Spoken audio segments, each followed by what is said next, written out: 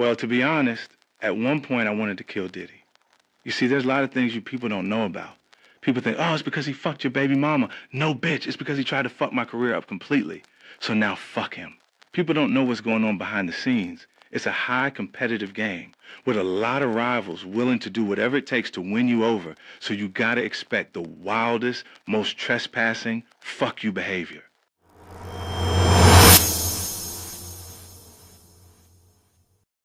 What's good, y'all? It's OB Media. So 50 Cent breaks silence and Diddy. This one is very interesting, and I want y'all to watch the full video. Also, remember to drop a like and subscribe. Let's go. I accept that. I'll take that. I'll wear that. I'm fine. You know, like I have antics that I've become comfortable with on social media because of the usage of social media. That's just that. You know what I mean? Like, but when they look at, they'll say me deciding to go on ABC is petty. The morning show is the biggest show. Yeah. These people they came from. It's a great opportunity to be on that actual platform, and then but they looked at it further and said it's airing in prison, so this would be why I would like to do that, and it didn't come across as a reason not to. Of course, I was aware that it would be airing. And for both of you, one of the other questions fans are asking is, there are a lot of great and powerful interviews in this, but where are A-list celebrities? Where are people in his orbit that remain silent? Like they've never really even spoken out against the allegations or anything that's going on. Are people just concerned about their careers? Are they afraid to speak out? Because I remember Harvey Weinstein right away, everyone was like piling on and talking. Yeah. Why is everyone afraid to say anything about Diddy? It's a part of the hip hop culture. Like they think that they are telling something. Or just mind your business type of thing. Like, so if there's no, other than that, you would look, if I wasn't saying the things that you've heard me say, there would be nothing being said at all. So it'd just be, you would assume that the culture is for those behaviors. I also think that it's really important for people to know that of course, in making this film, there was a lot of effort that went into contacting so many people, to come to the table and to sit. And so if you think that if you're watching this and you're like, and there's a lot of names on social media, they're like, where is this person? I want to see what they have to say. You can probably just assume that we reached out to those people and we either, they either declined or they never got back to us or, whatever, for whatever reasons, for their own personal reasons, but it wasn't because the work on this side of the table wasn't done to conduct those reach outs. Yeah. Farnsworth Bentley, everyone, that's the one I hear the most. Like, where's the butler or whatever he was? I don't know. So who was, when you did finally get people that were willing to speak to you, how did you gain their trust? There's a lot of emotional, intense subject matter that they're going through in this docuseries. It's that. I think she relaxed them, her communications, and when she spoke to them about her intentions of how to develop the project, that they became more comfortable with it. Like, a lot of times I wouldn't get into details with them until she actually had communications with them. You don't know what fits, what doesn't fit, or how she wants to tell a story. And I think that people also have to remember, this kind of goes into why some people chose to be a part of it and some people didn't. We started this before there was an indictment. So, the air, the vibe, when we first started this, people were really afraid because it wasn't obvious that he was going to be indicted. It wasn't obvious that he was going to have to go to jail. And I think that there was still a lot of fear about retribution and retaliation. And there's a lot of people that talk in this community and in this world. And so even talking to me or talking to 50, people kind of the rumor mill, behind the scenes of people, that people were paranoid that just in having a conversation that could be something that could get back to Diddy and his team. So there was a lot of paranoia, a lot of fear.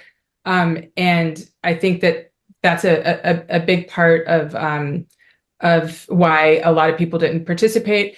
And then the ones that did come forward and did agree to talk, there were a lot of you know, my goal was just for them to know, like, whatever you want to share, the good, the bad, and the ugly, or, you know, like, I'll take. I just want your truth. Like, that's what we're after.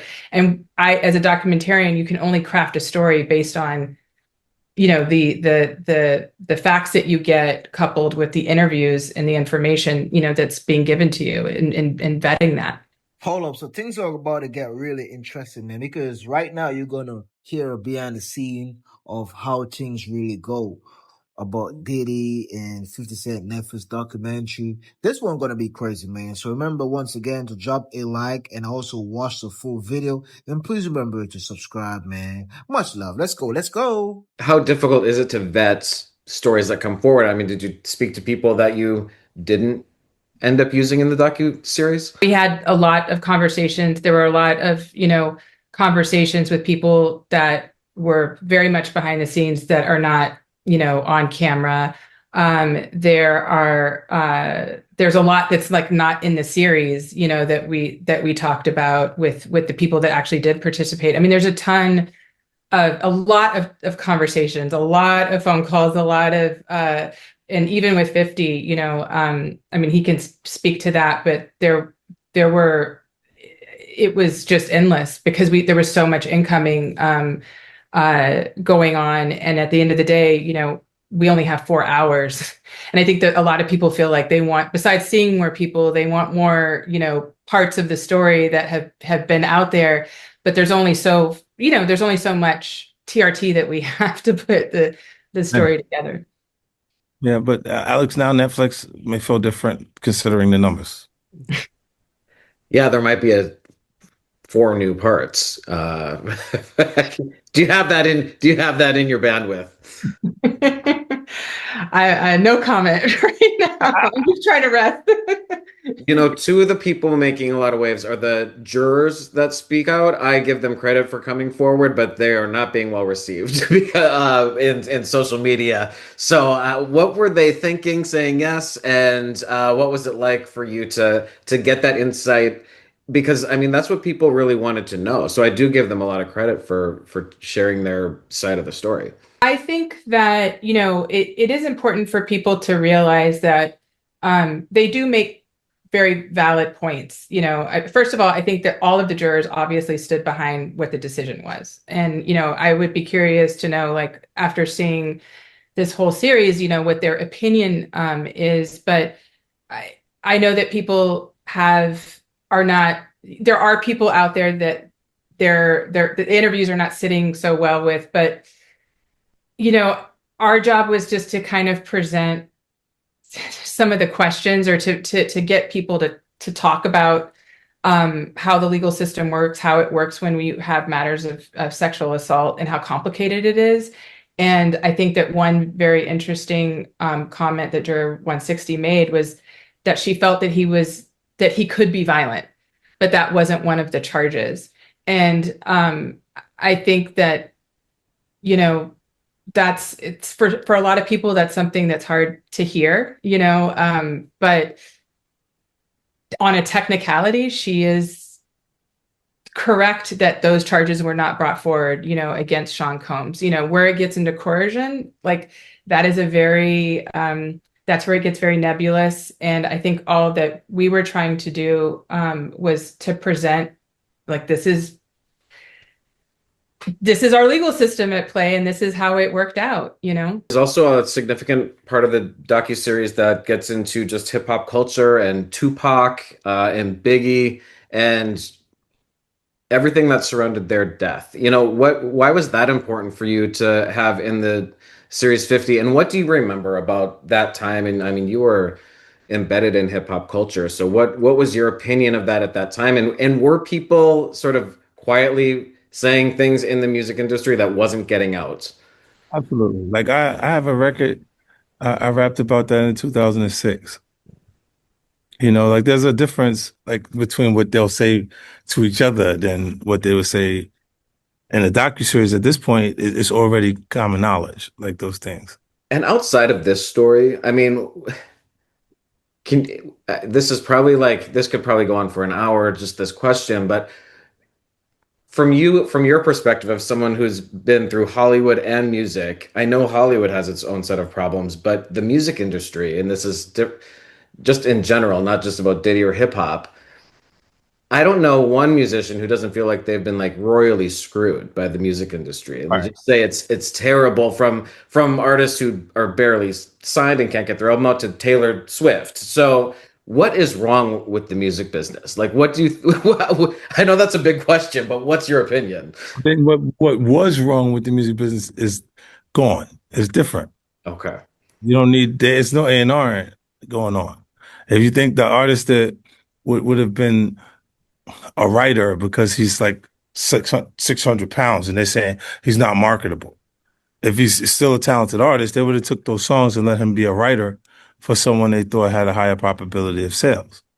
So now you'll see that guy, his record will come out because he'll put it on iTunes, on YouTube, and it can take off and take it into a world of its own, like its own life out there. So it's different. Like now artists are meeting the audience before they meet the record company. And in the past, we had to work to earn the right for a major record company to see you as an artist. And then, so you build a reputation in a 10-block radius where you're from, and then it starts to grow outside of that. And when you come across the right people in the business, you'd have an opportunity. That was the difference. And like, that's where that whole A&R division and things where he actually grew as an executive to turn into somebody that would have a subsidiary to the company and partner with the major labels to finance the artist development and kept consistency going. So Bad Boy became like a big company in the business, but those things are not happening that way anymore. It's different. Technology changed the way the business functions. So it's not the same process. Yeah. Man, I ain't gonna lie, man. 50 Cent gave us some very interesting perspective because when you think about it, Diddy situation is way deeper than most people understand. And when 50 Cent break it down for us, we can get a better understanding of what's really going on. But also, I got another interview of 50 Cent, which is going to be very interesting, man. But this one going to make you laugh for sure. So be sure to watch the full video. Let's go. It was just yesterday. I was just seeing it. They're saying the third person that was there to witness this thing in the Diddy case, the lawsuit. Yeah. Oh yeah, Jay was Jennifer. Jennifer Lopez. They were saying no. It was Jennifer Lopez. The female that they said was there. They're saying it was Jennifer Lopez. The unnamed female. Yeah, Allegedly. Allegedly. Now look, when you say this, Allegedly, Amanda. when you say look, Man is working overtime. oh shit, what just happened? Bro, the Jewish anxiety corner in this room is percolating right now. It brought up Jennifer because like Nas is kind of like he took us on the road, so he kind of know our temperament. If you ask him, he'll tell you that he said I thought they was just going to jail, like because. Was actively in it. Like he was the smarter part of the experience. Right. Like the rest of the crew was like, I was at home with them. There was Queensbridge, Jungle Ways, Lord, everybody that was there was like horse. It was all comfortable for me to be around them. So when we was out, there was always that energy that was like, we was in different neighborhoods, but the energy that's in our neighborhood was there. Yeah. A different version of it. So, and I was comfortable with being in altercations or like popping. So I was like, what? Because the fight just, you know what? Boxing does that to you. It takes the emotion out of the fight. Okay. Because you fight so often, you start, it just be like, what? It's like sparring. Like most of the time when you get into it with a fighter, like he just, because he punched you already. You know what I'm saying? Like you don't see him rocking back and forth, get extra There's no ding, emotional. ding, ding. Nah, in the street it's easy. He just punch you, start the fight. All the guys who's like trying to take the shit off and square out. They don't want to fight. It's the ones that hold on a moment. Hold on a moment. Trying to find a way out of this shit. You think this shit is sweet? I don't even make it to that part. I'm gone. He said, look at how his arms are crossed. He has that. I'm not getting in a fucking fight. Thank you. Are you kidding me? You get me. He says, "Are you kidding me? There's gonna be no fight." You ever know how people feel tough just because they're around you? I'm not even one of them. I'm not even there. And in lifestyle, you know, the funniest who kid would do that, right? The who kid would come. He go, "Yo, we see punting them. I ran out the back. I did this." I said, "You ran? Are you pussy?" Yes. Yo, shout out who kid, bro. Was like, yes. Who kid funny as shit. What the fuck are you doing? That was the first time I ever had a conversation with someone and they said yes. So and I looked at it and I was like, yo, nah, it's cool. We just need him to play the music. Exactly. Right? You don't need him I said, we're not going to react to nothing that comes from him because we know that he has this temperament. That's fine. It's actually better that he told me than to pretend to be something you're not. And now you got an expectation for him to rumble and then he's not getting after it. Yeah, I'm like, listen, you go. I'm pussy. That's great. Expect me to do what someone you think is supposed to do in the event that there's an altercation. Exactly. Right? I'm 5'7". And you go like, yes. A regular person, you do something wrong, 911 hit the face. 9 fucking 11. Come get this motherfucker. Yes. You hit me. Don't act like you didn't hit me. You hit me. Exactly. Video footage. He's lying, officer. Officer, he's lying. I will see you in court. Yes. It's odd when you see people that portray lifestyle a certain way do it. I agree. Yeah. People trying to get tough with me, and I told them that I'm calling Uncle Donald to look at their taxes. I said, we're gonna find out if anybody gets tough with me, I told Uncle Donald, got to call. You better make sure you're not writing off everything. We're gonna look at the write-offs. We're looking at the write-offs because this is not right. Yes, exactly. Those are different alphabet boys, right? Yeah, FBI, we got CIA, SEC, all of that. But the J-Lo thing was because I had done a record with Jennifer because she's really why I recorded with Puff. She told her because she was on Every the 6. bad thing starts with her. Yes. Well, no. That was a good thing. Hold on. I was fucked up. Free bro. shine though. Free this shine. This is the very beginning. God damn. Free shine, bro. Free shine. Been damaged bad. Let shine back in the country. At that point, it was good. She was like, because she was on the 6 with Corey Rooney, and then we were working. Tommy Mottola. Shout out Tommy, man. Yeah, that whole Columbia regime over there, we was working together, and then Jennifer was telling him he should work with me. He's like really talented. Okay. And I started to write little things for Puff and stuff like that. And then after a while, and then after I worked, we did a couple things together. She called and they had a record. It was Jennifer's record, so I wrote to the record. And Irvin found out that I had done the record. This is how.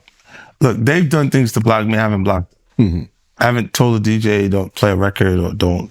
Mm-hmm. Irv is Irv Gotti. Irv Gotti, and you can tell now they've admitted it over the time. Yeah. Man, you see, 50 Cent is a real ninja, man, because as he was saying, he wasn't trying to block those guys' careers, but they tried to block his shit. That's why he's so angry at Diddy, because as he stated in the beginning of the video, Diddy was trying to stop his career. They were doing shady moves behind the scene. That's why you see 50 just going crazy at them with no remorse. You see, the game is crazy, man. I ain't gonna lie. The game is a crazy game. And it's very competitive, man. Like, these cats won't stop at nothing to take you out the game so they can have more for themselves. Because when you come in a game and you're hot right now, right? And you're not signed to their label, you're not a part of their organization, they ain't making no money from you, man. Many times they ain't trying to build with you, man. Many times they see you as a opposition. And they will try to sideline you if you don't join their forces, because eventually they're going to try to initiate you, try to make you work with them, because they're going to want to, feed off your energy, feed off your buzz. You know what I mean? So if you say no, automatically it's like you pick a side. You like, okay, if you ain't working with us, then you know what time it is. That's what's been going on, man. Like when I look at 50 situation, like at one point he was cool with everyone. He was cool with Diddy. He was cool with Jay-Z, but he wasn't cool enough. He wasn't at those after party. He wasn't doing the shit that they were doing. So like, damn, we can't trust you. And then eventually it got worse and worse. You know what I mean? Shit started, be more obvious that 50 ain't really messing with them. And it seems as how I gather the information, listening to 50 over and over in different interviews and all, it seems like they were trying to blackball 50. Seems like they were trying to stop his career. And that's the worst thing, or that's one of the worst things he can do. That's like trying to take out someone, man, because you're trying to stop his career. You're stopping his life, his money, his flow. You're making shit bad for people we love and care, because when there's no money, people gonna be hungry. And when people are hungry, they start to do crazy, dumb shit. You know what I mean? All of a sudden, you see things started happening. It's like a movie at this point, man. And remember, 50 Cent got to keep his life together. People really want to take 50 Cent life, man. So you got to keep paying those bodyguards. You got to keep paying those goons, those lawyers. You know what I mean? So you can't afford to mess up his money. So when you go at his career, man, you're messing up his life, everything. You're trying to take everything away from him, whether that's your intention or whatever, man. That's the result of you trying to stop his career. So I understand 50 having the vengeance that he have for Diddy, because think about it, man. Diddy intentionally banged 50 Cent baby mama, man. So obviously it's war, man. It's war. That's a big violation. That mean I don't care about you. You know what I mean? And Diddy had that type of, pattern for a minute where let it go at his ops, baby mamas and their girls. That's why you see Drake be moving the same way. Drake know who he learned from, man. Like Drake wasn't like that always, man. We'd be messing around his homie chicks. Drake learned from Diddy. Drake got that inspiration from Jay-Z and Diddy. Dame Dash said that Jay-Z always try to take his woman. That's why he take Aaliyah from him. Those guys, man, man, you beefing with that man? Okay, I'ma take your baby mama. I'ma take your hoe. That's how they get to work, man. They gonna hit you where it hurts. But on some real shit, man, hey, it's crazy out here, man. You just gotta know what you're doing, man. You just gotta know the type of people that you're surrounding yourself with, man. Because, you come in a game and you get caught up, man, and you feel okay now. Just like Diddy and Jay-Z. Shit was all good just a week ago. Now your alibis ain't catching up. Bullshit catching up. You know what I mean? Like, it's crazy out here, man. You gotta learn the pattern. You gotta learn how this shit go.